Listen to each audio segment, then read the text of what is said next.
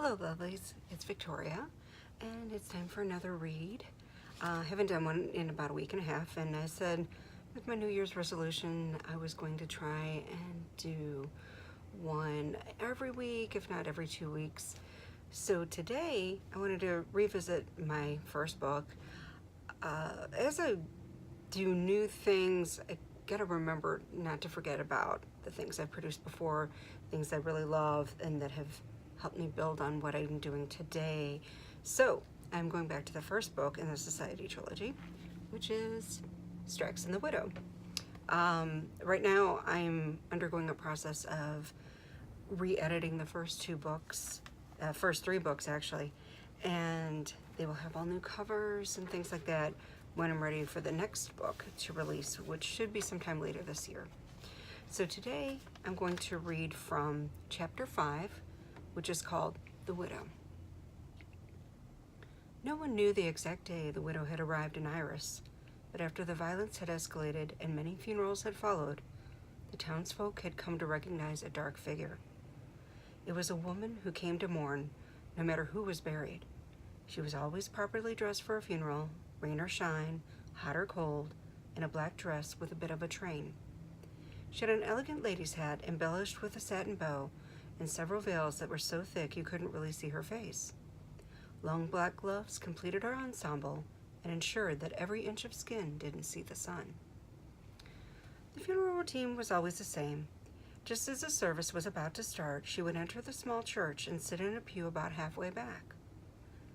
She wouldn't really participate except to express a brief condolence to the main family member present as the coffin was walked out on its last journey. The pallbearers would lift the departed into a rickety wagon for the short ride on the path to the small cemetery, just a bit away from the church. She and the other mourners would follow. Those present at the final resting place of the departed would stand silently as the priest said a last few prayers, and the body was lowered into a dusty grave. The widow would then give a small donation to the clergyman, saying only that she knew how it felt to lose someone, and hopefully that her tithe would help. She would leave with the others to town, but not would join them for supper at the hotel or drinks at the saloon. In fact, those mourning were usually so upset at the sudden death of a loved one that they didn't notice the widow had disappeared. The funeral of the cowboy that Kate killed would be no different. Riley had been buried the day before, and out of respect for Riley, the priest stayed in town an extra day so that the rail manager wouldn't have to be laid to rest on the same day as a despicable fool. A handful of Dresco's gang and a woman who some said was the cowboy's sister attended with the widow. No sooner was the dead man in the ground than the widow left. In stark contrast, most of the town had come to the funeral for Riley, including Kate. She and Ferris sat in the front row, as he had died without any family. Kate was still aghast at his death. Her eyes were red from crying, and she grasped Ferris's hand as if she would never let go. Her manager was ghostly white and tried to remain strong for the last employee under his tutelage. The little church was starting to show wear like the rest of the town. The chip paint broke off in bits and pieces in the strong wind. The floorboards creaked as the faithful trudged in to mourn for the departed. It was packed tightly with mourners. Most of the women and children wept openly. Kate struggled to hold back more tears. Riley would not want her to cry. But at the gravesite, the sad drops could not be held back anymore. They rolled freely down her cheeks as the undertaker and Ferris threw on the first layers of ceremonial dirt. Dresco and his gang stood out in the distance, watching with some interest. Kate could barely see them out of the corner of her swollen eyes. She hated them, and her heart hardened despite all of her kindness. Ferris had reserved the main hall in the only open hotel with Riley's last earnings for a funeral luncheon. It hadn't been used for years, but to the rail manager it seemed proper to have more than just drinks at the saloon. The hotel's owner was grateful to have some business, as most of the hotel was nearly vacant. Ellie and the dancers had volunteered to serve food and drinks. Several people stood and spoke of Riley's kindness and generosity. In fact, he died almost penniless, as he'd given most of his wages to the now almost empty children's home.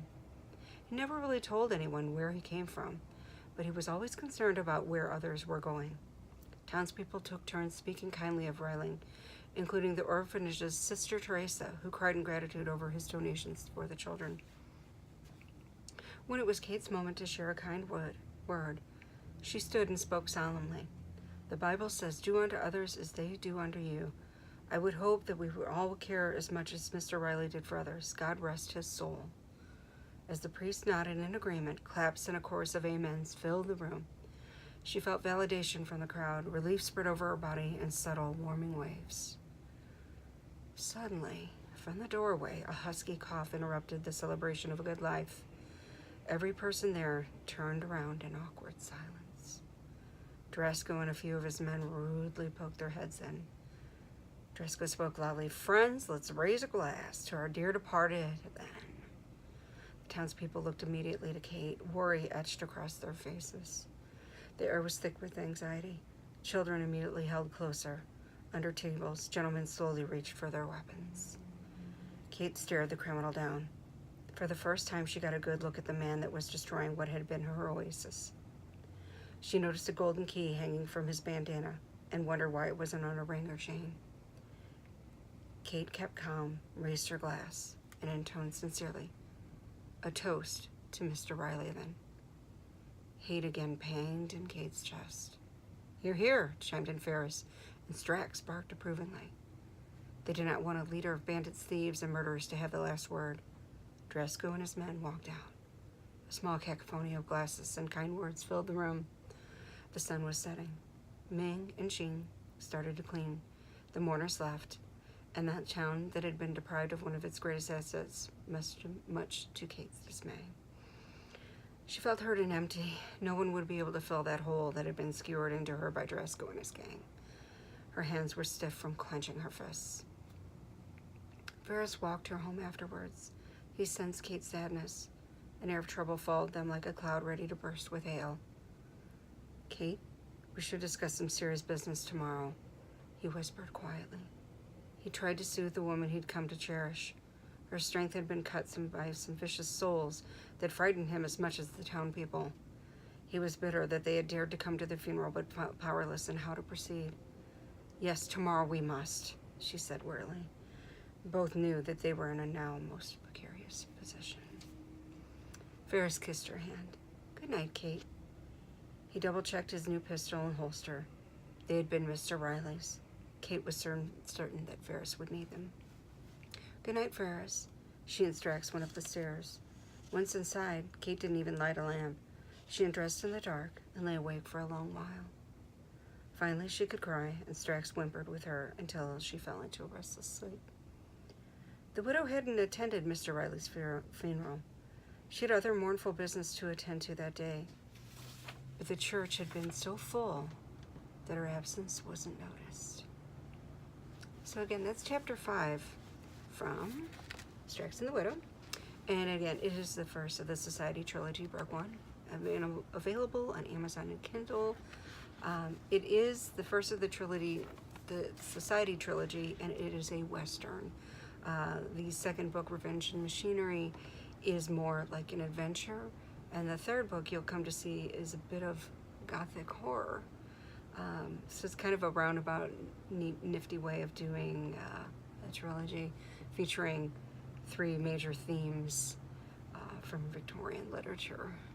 So again, I encourage you to pick it up and again, give it your honest review on Amazon, Goodreads, or any place that you like to comment. You can find out about all my books and all my social media links at mysteampunkproject.wordpress.com. And again, that link will be in the details on my YouTube video here. So thank you again, lovelies, for listening, and have a great rest of your day. Bye-bye.